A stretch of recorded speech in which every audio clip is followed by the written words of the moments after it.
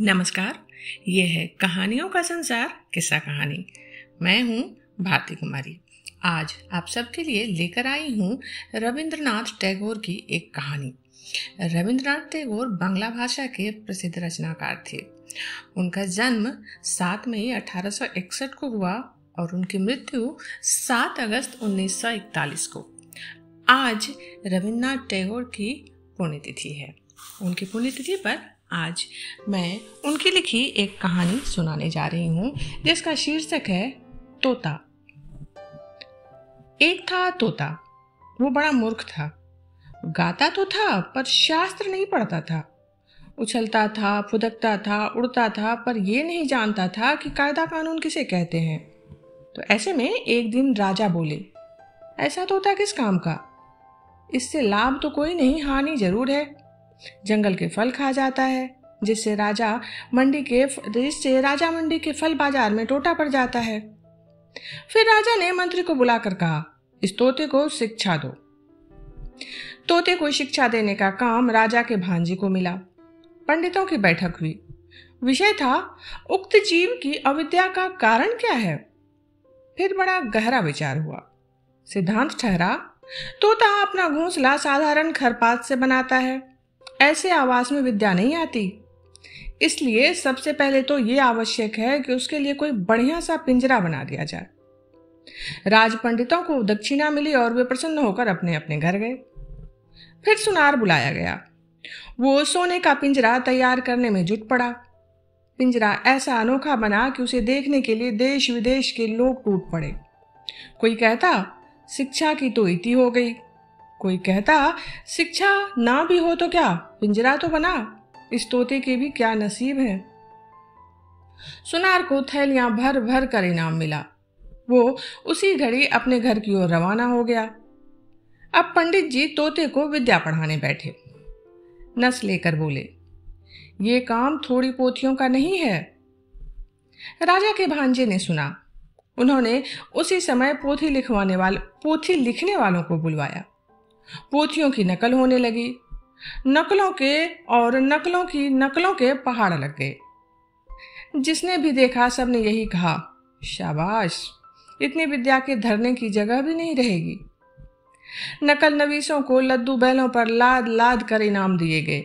वे अपने अपने घर की ओर दौड़ पड़े।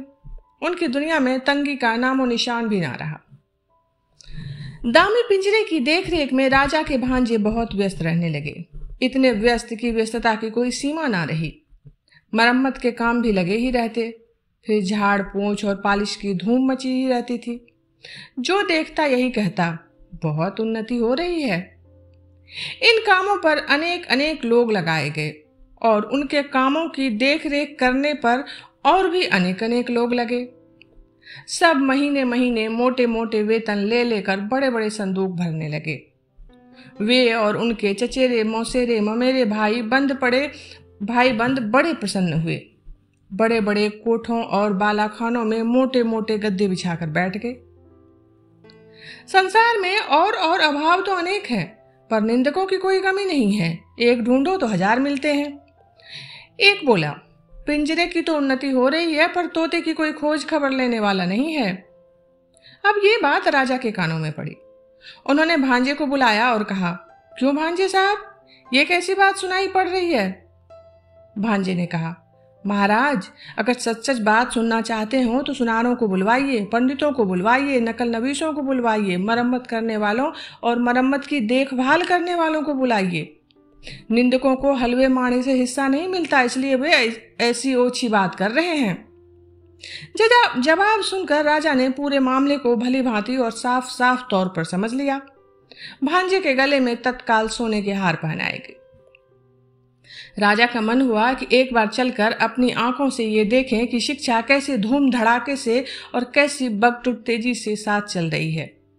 सो एक दिन वो अपने मुसाहबों, मूलगों, मित्रों और मंत्रियों के साथ आप ही शिक्षाशाला में आ धमके। उनके पहुंचते ही ड्योढ़ी के पास शंख, घड़ियाल, ढोल, तासे, खुर्दक, नगाड़े, तुरहियां, बिहेरियां, दमामे, कांसे, बांसुरिया, झाल, करताल, मृदंग, जगझंप आदि आप बज उठे। पंडित गले फाड़ फाड़ कर और बूटियां फड़का फड़का कर मंत्र जाप करने लगे। मिस्त्री, मजदूर, सुनार, नकल नवीस, देखभाल करने वाले और उन सभी के ममेरे, चचेरे, फुफेरे, मौसेरे भाई जय जयकार करने लगे। भांजा बोला, महाराज देख रहे हैं ना? महाराज ने कहा, आश्चर्य, शब्द तो कोई कम नहीं हो रहा। भांजा बोला, शब्द ही क्यों, इसके पीछे अर्थ भी कम नहीं है। राजा प्रसन्न होकर लौट पड़े। ड्योढ़ी को पार करके हाथी पर सवार होने ही वाले थे कि पास के झुरमुट में छिपा बैठा निंदक बोल उठा, महाराज आपने तोते को देखा भी है? ये सुनकर राजा चौंके। वो बोले, अरे हाँ, ये तो मैं बिल्कुल भूल ही गया था, तोते को तो मैंने देखा ही नहीं। लौटकर पंडित से बोले, मुझे ये देखना है कि तोते को तुम किस ढंग से पढ़ाते हो। फिर राजा को पढ़ाने का ढंग दिखाया गया। देखकर राजा की खुशी का ठिकाना ना रहा। पढ़ाने का ढंग तोते की तुलना में इतना बड़ा था कि तोता दिखाई ही नहीं पड़ता था। राजा ने सोचा, अब तोते को देखने की जरूरत ही क्या है, उसे देखे बिना भी काम चल सकता है। अब राजा ने इतना तो समझ ही लिया था कि बंदोबस्त में कोई भूल चूक नहीं है। पिंजरे में दाना पानी तो नहीं था, थी सिर्फ शिक्षा।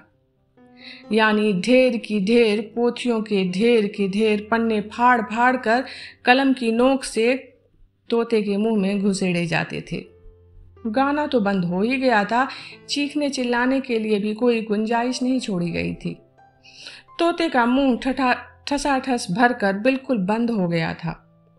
देखने वाले के रोंगटे खड़े हो जाते। जब दोबारा राजा हाथी पर चढ़ने लगे तो उन्होंने कान उमेठू सरदार को ताकीद कर दी, इन निंदकों के कान अच्छे से उमेठ देना, बहुत बोलते हैं ये। उधर तोता दिन पर दिन भद्र रीति के अनुसार अधमरा होता गया। अभिभावकों ने समझा कि प्रगति काफी आशाजनक हो रही है, फिर भी पक्षी स्वभाव के एक स्वाभाविक दोष से तोते का पिंड अब भी नहीं छूट पाया था। सुबह होते ही वो उजाले की ओर टुकुर टुकुर निहारने लगता था और बड़ी ही अन्याय भरी रीति से अपने डैने फड़फड़ाने लगता था। इतना ही नहीं, किसी किसी दिन तो ऐसा भी देखा गया कि वो अपनी रोगी चोंचों से पिंजरे की सलाखें काटने में जुटा हुआ है। कोतवाल गरजा, ये कैसी बेअदबी है। फौरन लुहार हाजिर हुआ, आग, भाथी और हथौड़ा लेकर। वो धमाधम लोहा पिटाई हुई कि कुछ ना पूछिए। लोहे की सांकल तैयार की गई और तोते के डैने भी काट दिए गए। राजा के संबंधियों ने हाड़ी जैसे मुंह लटकाकर और सिर हिलाकर कहा, इस राज्य के पक्षी सिर्फ बेवकूफ ही नहीं, नमक हराम भी है। और तब पंडितों ने एक हाथ में कलम और दूसरे हाथ में बरछा ले लेकर वो कांड रचाया जिसे शिक्षा कहते हैं।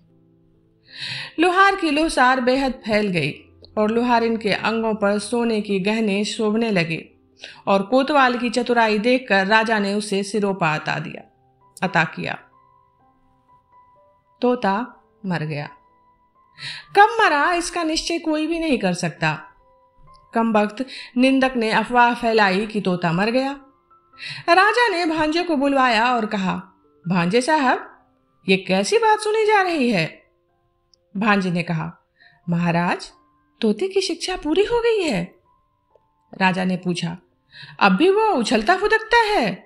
भांजा बोला, हजी राम राम कहिए। क्या वो अब भी उड़ता है?